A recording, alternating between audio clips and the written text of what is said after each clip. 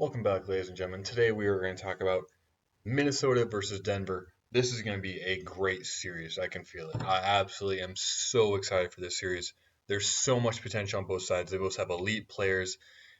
Anthony Edwards is absolutely off the top. You got Joker, you got Cat, you got Jamal Murray. It is stacked from top to bottom. Characters, athleticism, great IQ.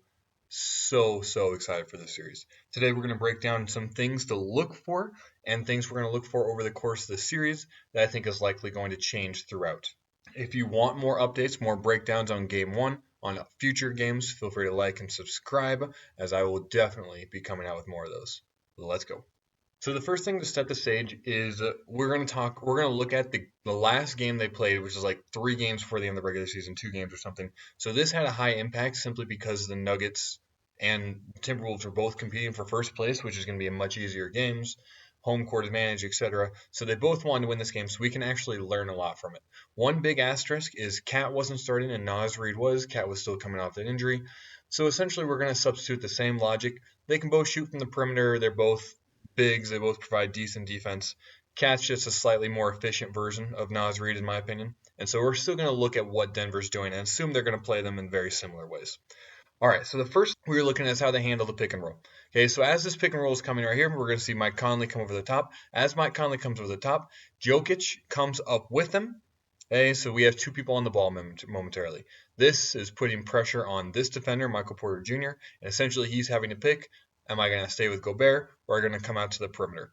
And he chooses to stay with Gobert, which I think is 100% the right move given the situation, and they leave Jaden McDaniels open, and he elects not to shoot this relatively open 3, frankly. He elects not to shoot it. I think that's a critical piece because McDaniels is probably the biggest player for the Timberwolves that you can sag off of and think about not providing help, similar to how Denver played Rui Hachimura. I think we'll see very similar actions. The other 2 worth noting is when Rudy Gobert is on the perimeter, he's not a perimeter threat, and Kyle Anderson really isn't a perimeter threat either. So when we see minutes from each of them and when they're on the perimeter, we need to watch and see how Denver's playing them. Here we got McDaniels over here. We're watching again this pick and roll. Okay, not real action the first time. It sets up the Gobert pick and roll. Okay, again, Jokic is at the top. Where are they helping off of? Michael Porter Jr. Okay, he is making sure we stay with Gobert and essentially allowing this corner throw. And so this obviously slips out of Gobert's hand, but it shows a bigger idea of what Denver's doing. So this defender is going to essentially split between the 2, but probably going to shade towards Edwards just because they're going to live with McDaniel shooting this 3 or hope that Gobert throws it 17 feet out of bounds. So then the big thing that I think the Timberwolves will probably go to, instead of having McDaniels be the shooter on the side, I think they'll probably have somebody else. Okay, so when this ball screen occurs, we're going to watch essentially the same concept. Gobert is going to come up. We got space. Instead of McDaniels being over here, Mike Conley's over here. The difference is Jaden shoots at approximately 33%, give or take, and Conley shoots at 44%. So this assistance by Gordon matters so much more given the fact that we have Conley shooting instead of McDaniels. And it's harder for Michael Porter Jr. to be the one because he has to cover so much more ground. And so this puts a much more difficult situation on Denver than we saw if McDaniels is a 3-point shooter on this side. So then, what about when Gobert's not setting the ball screen because Jokic isn't the one coming up? As we can see an action that doesn't involve Gobert, we're watching how Jokic plays this.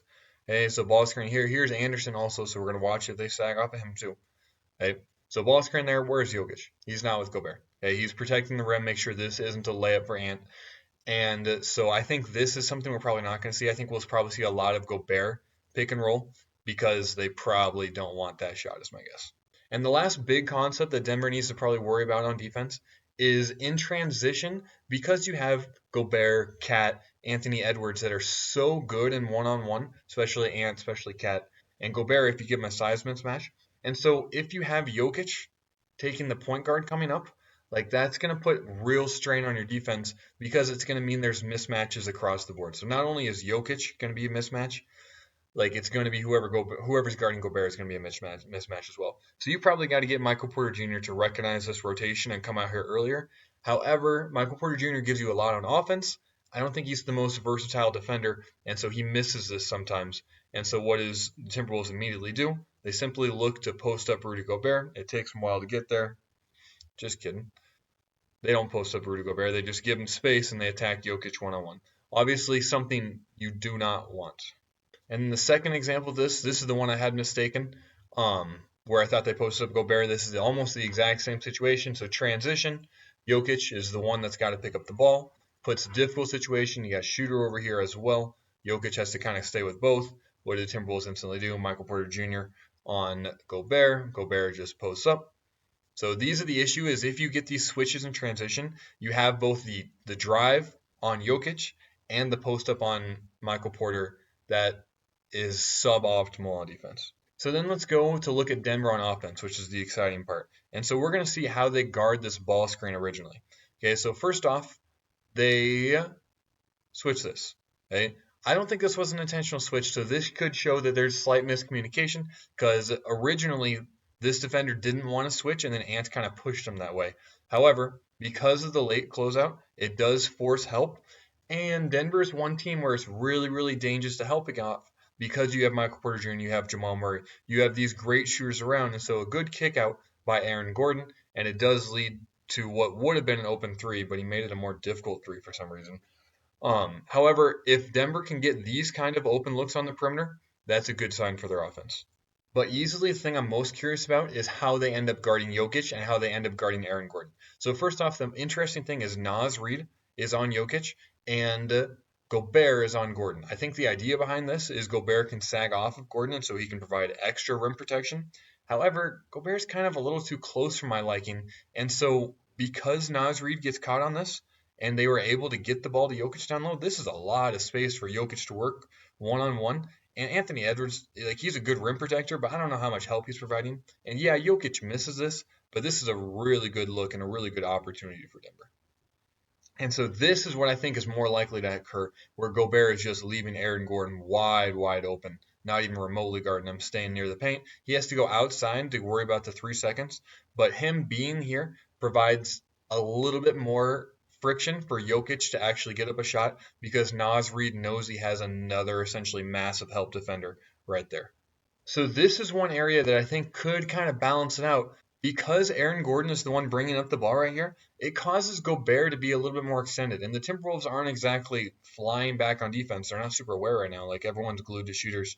And so that leaves Jokic and Naz Reid one-on-one. And so if Gobert's going to be out here with Aaron Gordon bringing the ball up, that gives a lot of opportunity and a lot of space for Jokic to work with as well.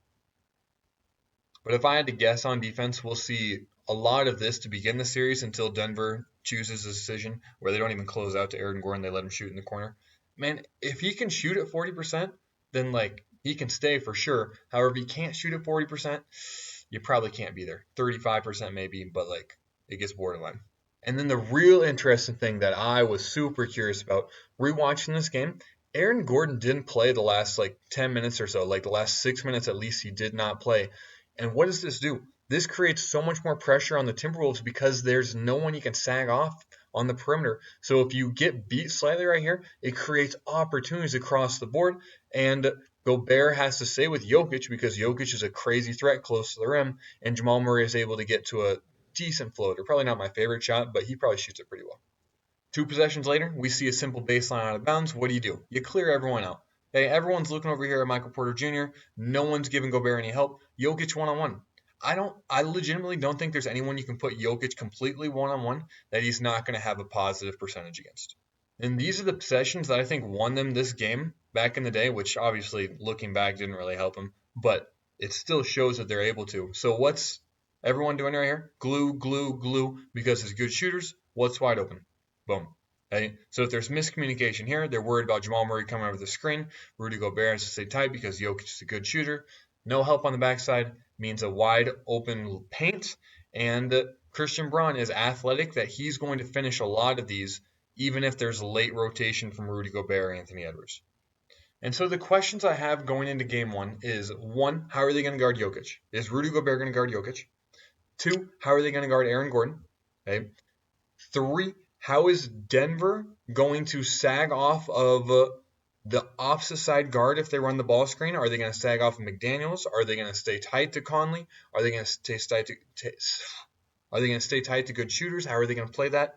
And then 4, How many points is Luka Garza going to drop? I'm just kidding. But I like Luka Garza. I want him to succeed for sure. But then 4, is Denver going to go with a small lineup where Aaron Gordon isn't in the game and they're essentially going with Jokic as the 5 and 4 shooters surrounding him? That I'm so curious about because I think Denver would be really, really good on offense in that situation. If you enjoyed this, feel free to like and subscribe, but most importantly, have a blessed rest of your day.